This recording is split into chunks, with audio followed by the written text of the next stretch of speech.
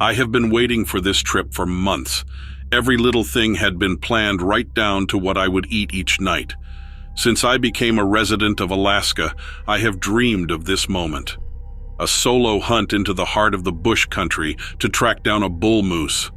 The weather was perfect, flying into the area where I would hunt, a secluded area that I doubt many people have come to. Many parts of Alaska have seen few people, if any at all. The pilot and I agreed we would meet back at the exact location in 4 days. Hopefully, this would be enough time to hunt down a good-sized moose. The only thing I worried about was if I would get one sooner rather than later. I would have to smoke the meat somehow to protect it from spoiling. This year's weather had been unseasonably warm, and the above-average temperatures threatened to ruin my hunt. There wasn't anything I could do about the weather, but I could at least make the most of it. The first afternoon I glassed a little bit near camp without success. There wasn't a ton of grizzly sign, which made me hopeful. Trying to preserve the meat would be hard enough, a task made more difficult by the threat of a black or grizzly bear sniffing around camp looking for an easy meal. That night, all 2 hours of it, I slept peacefully in my sleeping bag. I was unaware I had a visitor to my campsite, but it would have been odd if a bear didn't visit my camp. Based on the tracks along the camp's perimeter, a young grizzly visited. Fortunately, it only seemed curious, so it left me alone. On the second day, I hiked to different hills to class the surrounding areas for any moose. At one point, I saw a cow moose off in the distance, but that was about it. At a different time, I spotted a lone cabin about 2 miles away from my camp. I was surprised to see any indication of other humans in the area. I wondered aloud if they were around, or if it was a hunting camp for an outfitter. I made a mental note to keep an eye out for anyone, and to keep an eye on the cabin. Some people can be very protective of the area they hunt in. I certainly didn't want to upset anybody, and more importantly, I didn't want to miss out on bagging a moose. I spotted a grizzly off in the distance as I walked back to camp. It must have been that younger grizzly, but it still was a dangerous animal. I kept an eye on it the whole way back to camp. I made sure to hang up all my food high into a nearby tree and cooked all of my food away from camp. Certainly an inconvenience, but every measure was essential to ensure my safety. That night, I was restless. I knew the grizzly was probably near, but it hasn't bothered me. I kept my handgun close at hand just in case. The following day, I saw the bear about 100 feet from my tent. As soon as I spotted it, it took off on a dead run. At this point, it was more scared of me. Hopefully, it stayed that way. It was my last full day of hunting before the pilot returned for me. It was crunch time. Within a few hours, I spotted a nice bull moose about a mile from camp. I made a mental note of its location and began to stalk. The underbrush was thick, which slowed my progress even more. By the time I finally reached the location of the moose, it had disappeared into a stand of spruce trees. I decided to set up my tripod and wait it out. Within 10 minutes, my decision paid off. The bull walked out into the open, and a single shot brought it down. I said a small prayer thanks to this beautiful creature and started processing the moose. I would need to take several trips to get the meat to camp. All the while, I needed to keep an eye out for the bear. Halfway through the processing, a figure approached me. It was the man that lived in the cabin that I saw yesterday. He heard the shot and decided to investigate. He was a friendly guy and offered to help. There was only one peculiar thing about the man. He had a long, jagged scar from his forehead down to his cheek. His right eye was a milky blue color. Around his neck hung a claw from a grizzly bear. He told me it came from the one that gave him his scar. With the help of the man, I could get everything back to camp in a few trips. As a thank you, I gave the man a quarter of the meat because I didn't need that much meat anyways. We parted ways, and I started packing up in preparation for the next day when the pilot arrived. I slept easy. A ripping noise roused me from my slumber, and I immediately knew it was that damn grizzly. I grabbed my gun and boots. The grizzly was standing on his hind legs, and a paw gripped one of the meat sacks. That was when I noticed the long, jagged scar and milky blue eye. I aimed and took a shot at the grizzly. With a roar of pain, the grizzly ran off into the underbrush with one of the meat packages. A wounded bear is dangerous, but I wanted to ensure I finished it. I began to track the bear by following the blood trail until I came across something that made me stop dead. The bear tracks turned into human tracks. I know it sounds crazy, but the tracks did turn into human tracks. One can see the transformation as the thing walked. One track had the heel of a man and the claws of a bear before the claws disappeared for the next track.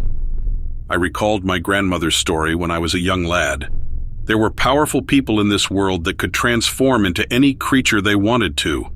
Just as long as they had a part of an animal with them, that memory made my blood run cold. In the distance, I could hear the plane approaching. It was time I left this godforsaken place and left it behind for good. I didn't know what was happening, but I didn't want to stay either. I didn't say anything to the pilot other than I had the worst luck. I told him a bear stole 2/3 of my kill before I could chase it off for good.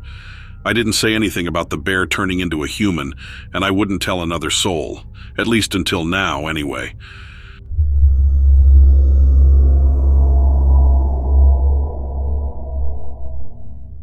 I was heading to the old farmhouse that my parents had lived in forever.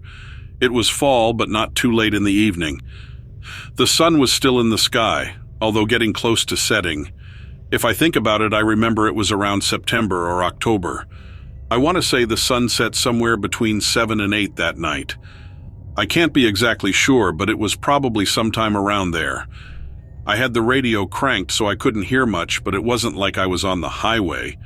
Chances were I wouldn't encounter another vehicle until I pulled up to the house.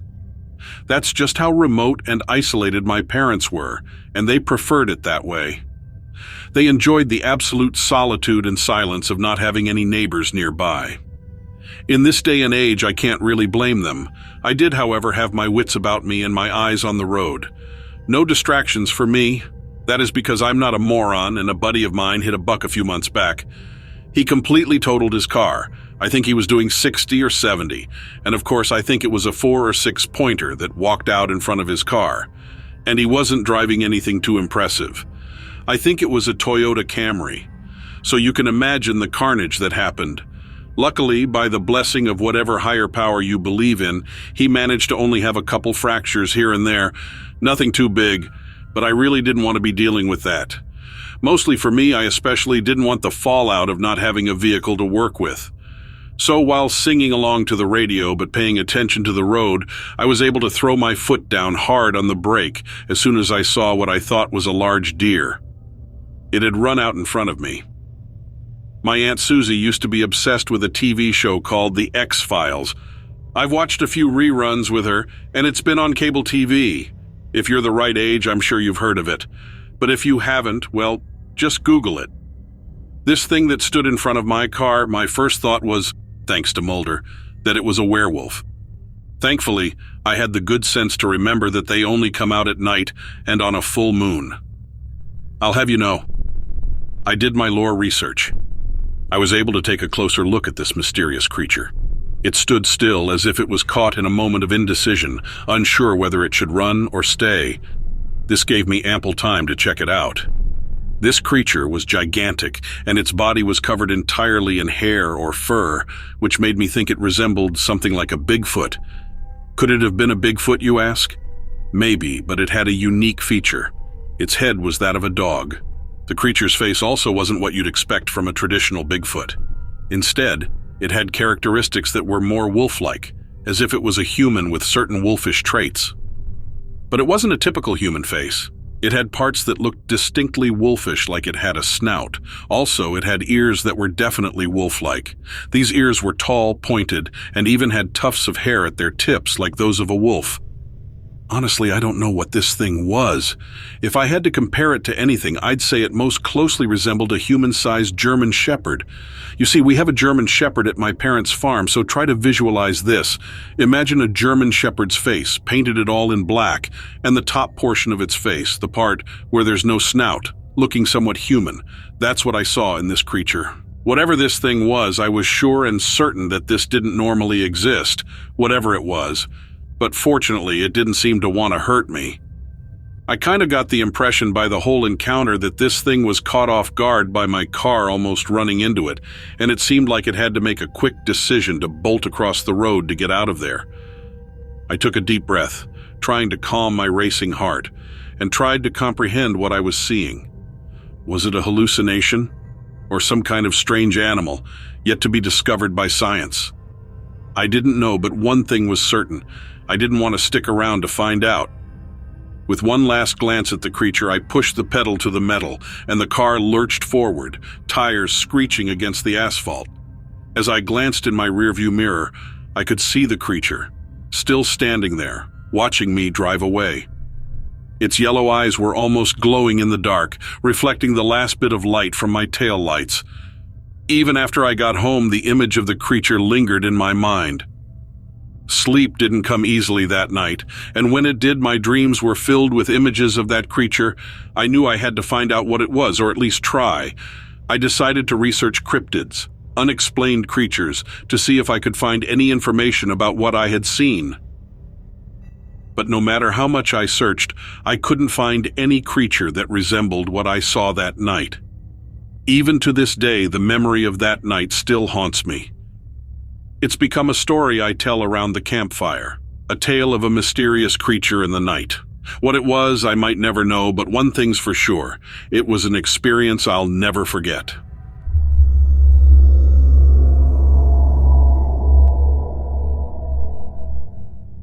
This happened in northwest Utah. I was sent out by dispatch to investigate an incident with a wild animal at an old farmhouse. Not really my area, but we didn't have a local animal control in the county, so the job fell to me.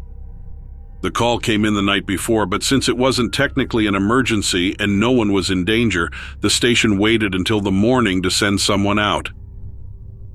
I reached the farmhouse at about 8:15 in the morning.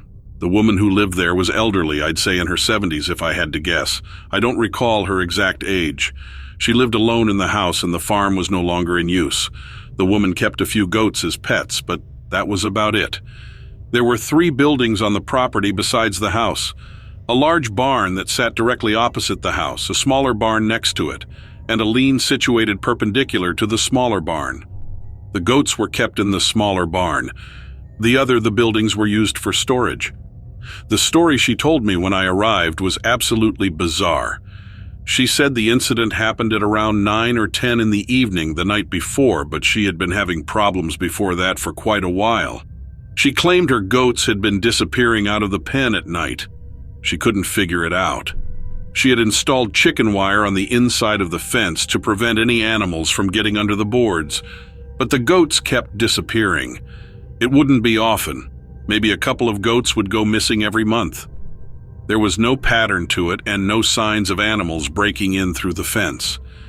She figured someone must have been stealing them, so she started putting them all inside the barn at night and locking the doors with chains and a padlock. When she began keeping the goats inside, they stopped disappearing, but other, stranger things began happening. She would hear knocking on the walls of her house and on the roof, like someone was trying to beat the walls down, but whenever she would go to investigate, the noises stopped. She said sometimes she would hear a screeching or screaming sound coming from outside, but never found its source. Last night, she heard the screeching sound again and went out onto the porch to investigate. She looked around but didn't see anything at first, but then a pair of eyes caught her attention. The woman said there was a giant bird-looking creature sitting atop the roof of the larger barn. She claimed it had to be about 5 to 6 feet tall and had a crest on its head and a very long, narrow beak. She said she knew that was the creature responsible for killing her goats. Its eyes reflected back at her and then it took flight. She said its wings were more like a bat than a bird. It had feathers, but it looked to have claws like a bat does. She said the creature flew straight towards her and she ran back inside the house and locked the door. She said she had never seen a bird like that in all her years of living out there. The creature rammed its body into the closed door. The woman said she was terribly frightened, but she wanted to know what it was, so she looked through the window next to the door. She said it looked reptilian, like a sort of flying lizard. It had feathers, but the eyes of a snake. I wasn't really sure what to do about this situation. This woman just described a dinosaur to me. I figured it was just a very large, predatory bird, and maybe the woman's eyes weren't what they used to be. I recorded her story just as she told it. I did add a note that I thought it was likely a large vulture. She showed me the scratches on the door and the outside of the house, and there was substantial damage. I didn't have a good explanation for her, nor did I have a solution. She showed me the barn where the creature tried to break in. I asked if she had a gun, because she is allowed to shoot any animal on her property that is threatening her livestock, whatever type of animal it turns out to be. I told her it might be a good idea to set up cameras to try to figure out what type of bird it was and go from there. What she really wanted was for someone to just get rid of the creature for her, but there wasn't much I could do about that. I did investigate the area around the goat pasture and the barn. If I hadn't gone out there, I would have written this incident off on the ramblings of a crazy old lady. I found a feather. Just one. It was huge, like it belonged to an eagle or possibly something larger. The feather itself was red with bits of yellow splattered in towards the stem. I bagged it for evidence. I told the woman I would send it out for testing and see what species it is. And that was that, or so I thought. I sent the feather out to be tested. It's not typically something we would do, but I was curious. It had been a month and I hadn't heard anything about the feather. I asked my superior and he told me the test came back as inconclusive. I did a bit of digging and called the lab myself. Now here is where it gets weird. When I asked about the results of the feather and gave them the case number, they told me it was classified and I didn't have clearance to get the results. The old woman called me at the station a few days later. She said a team of detectives had been out to her farm to follow up on the case, but they wouldn't give her any information. I didn't have anything else to tell her other than I believed her and to get something to protect herself and her goats if she planned on staying out there. I can't tell you what the creature was, but I do know there was a significant effort to cover it up.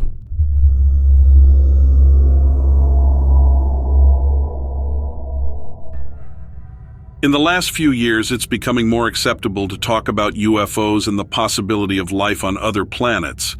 It actually starts at Christmas, although the event itself took place in August. My wife and I love getting out in nature, and my parents are aware of that. She's not great at giving gifts, but last Christmas she hit the nail on the head. She bought us 2 tickets to a remote astronomy show up in New Hampshire. We share a house in New Hampshire with my wife's family, so this couldn't have been more perfect. After doing the math, we figured out that the show itself was about a 45-minute drive from the house, so we decided to make it a long weekend. Thursday and Friday we just hung out, hit up some of our favorite local spots, and then Saturday night we got ready for the event. I'd never been to something like this before, but the directions were pretty clear. We were supposed to drive north to an area where they said the GPS would eventually cut out. There were directions on the packet we got with our tickets telling us how to get to a field. Once at the field, we'd park and set up to watch the show. They recommended bringing something to sit on, dinner, and drinks. Since it was August and the show was taking place at night, it was supposed to be pretty nice weather and clear skies. Once the GPS cut off, I read the directions to my wife and we found ourselves on some pretty serious back roads. All dirt or gravel, really narrow, lots of potholes. It was rough going, and for some sections we weren't hitting more than 10 miles per hour. This was truly out in the middle of nowhere. Eventually we turned off of the road and onto a field and followed a line of cars. After parking, we followed everyone up a big hill where a guy with a megaphone was directing the crowd to find seating. It was still light out and he had live music. There must have been at least 150 other people there. We found a spot, set up beach chairs, and had a beer and some takeout we'd grabbed on the way there. The actual show itself was presented by a guy named Mark. He was a trained astronomer as well as a hobbyist and had apparently been doing this for the last 3 decades.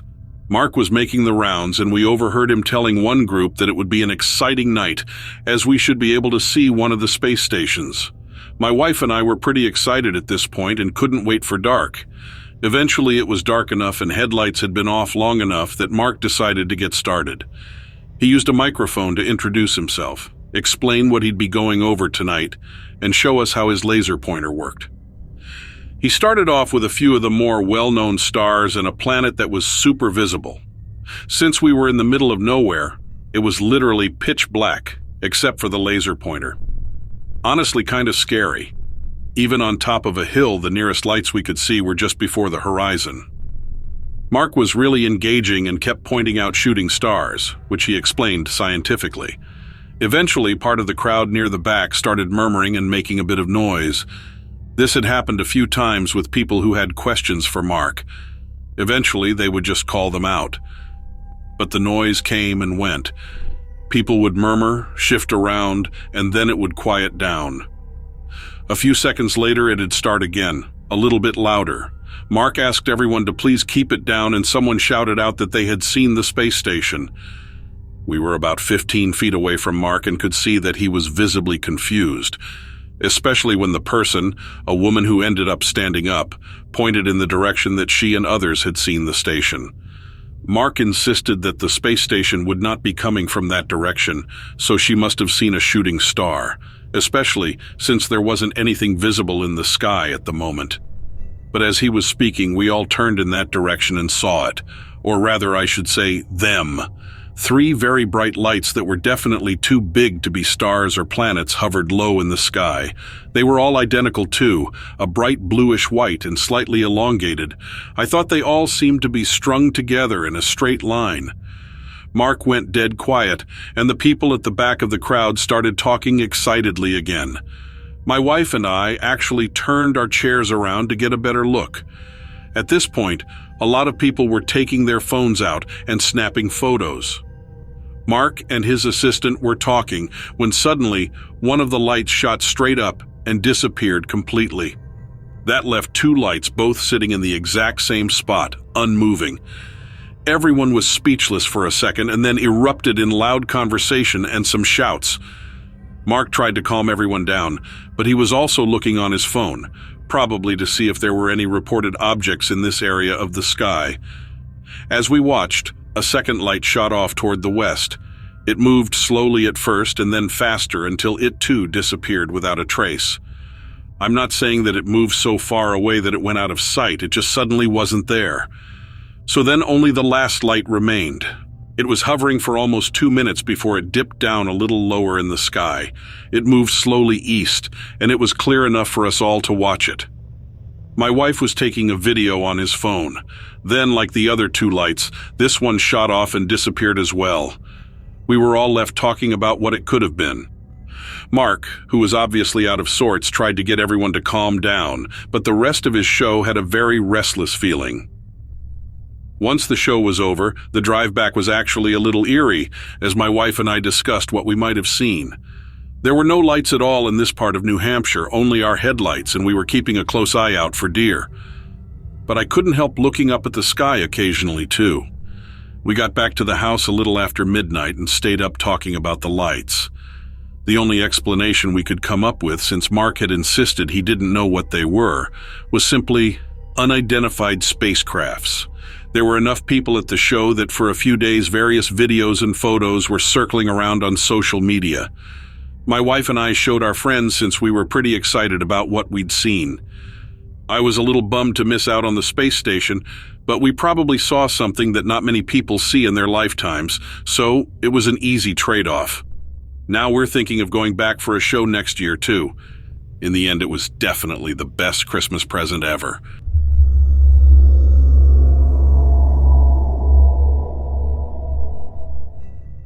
About 2 months ago, we moved into an apartment in an old mill town. With the housing market so crazy, we ended up deciding not to buy a house like we'd planned. Apartment prices have also been really high, but we got lucky, and this building had someone break their lease unexpectedly. The apartments are in an old paper mill, and ours is on the 2nd floor facing a pond in a series of ponds along the stream. The pond we can see is called Paper Goods. It's not huge, but it has a nice little public frontage area where people can park, eat lunch, and walk their dogs. It gets a lot of foot traffic. We have a dachshund who is older now, and it's convenient that the park is there because he has to go out like every 2 hours. I've been working from home ever since the pandemic, which works out perfectly. My partner Jason is a nurse at the local hospital and usually works the third shift. He gets home around 7 a.m. every morning. My job starts around 8, so I wake up early and have a few hours to eat, clean up, and take the dog out before Jason gets home to sleep. A week after moving into the apartment, I took our dog Sam outside really early. He wakes me up when he needs to go out, and I get up really quickly so he doesn't have an accident. He's been a senior for a few years now. I went out in sweatpants and a jacket since it was starting to get cold here. Dawn was just coming up and it wasn't quite light out. The streetlights were still on and the pond was covered in mist. It was really pretty, and I snapped a picture to send Jason while Sam was sniffing around. I crossed the street to go over into the little park and kept an eye out for the geese, who usually hang out looking for bread and scraps. A little past the picnic tables, there's an area with stairs that leads down to the water. You can't actually get to the water because of the reeds, and it's always shady there. I was waiting for Sam to finish checking out a rock when I looked up and saw a person standing near the reeds. But after a few seconds, I realized it wasn't a person, just a person-shaped figure in the mist. I moved a little closer and noticed that where the feet should have been, there was nothing. The figure was floating about a foot off the gravel. Sam didn't seem concerned at all and kept wandering down the path, which circled much closer to the figure. I went along, but kept my keys in between my fingers just in case. We got about 15 feet away and the figure shifted a little in the opposite direction. It was like a denser gathering of fog in a vaguely human shape. Again, Sam didn't react to it at all and just kept going. As we headed back toward the apartment building, I kept turning to look back, but it didn't move from that spot. By the time we got back inside, when I looked out the window, the fog was mostly gone over the pond, and the figure was as well. I didn't tell Jason about it because I knew it sounded crazy. I didn't see it the next day anyway. There wasn't any fog. But 2 days later, it was there again, in almost the same spot. This time I crept a little bit closer, and again, the figure moved away from me, only a few feet, but it was definitely reacting to me moving closer. Jason had the next day off, so I decided not to say anything again, knowing he'd be the one to bring Sam out first thing. He commented that I was up really early. I usually sleep in when he's off, and I just waved it off. But I watched at the window when he took Sam over to the pond. I had to squint, but even from our apartment I could see the shape in the fog, in almost the same spot, near the reeds. I also saw the exact moment he saw it. Jason stopped for a second, but Sam kept trying to trot ahead and got snagged. After a few seconds, Jason actually turned around and headed back to the apartment. I was waiting at the door when he got there and asked if he'd seen it. He immediately asked me what it was, not even bothering to ask how I knew about it. I told him I had no idea, and we stood in the kitchen talking about it. Like I said, it was early enough in the day that we never saw anyone else over there, so we didn't know if anyone else had seen it. I explained I'd seen it a few days ago, but wanted to see if he noticed too, so I'd know I wasn't crazy. We both agreed that whatever it was, whether it was a natural phenomenon or some kind of ghost, didn't seem malevolent in any way. It just kind of hung out there. We kept seeing whatever it was over the next few days. When Jason got home in the morning, he'd ask if I'd seen it and I'd update him. On days he was off, we woke up together and took Sam out to get another look at it. We never saw any features, heard any voices, or anything like that. But every now and then we'd see what looked like an arm or a leg, and the figure would look a little more like a person. These last few days, we haven't seen the figure at all since there hasn't been any fog or mist. Part of me thinks maybe it's hanging around in the same spot anyway, but I'm too scared to walk over and try to feel it out. We're going to continue keeping an eye out for it, and hopefully it keeps showing up whatever it is.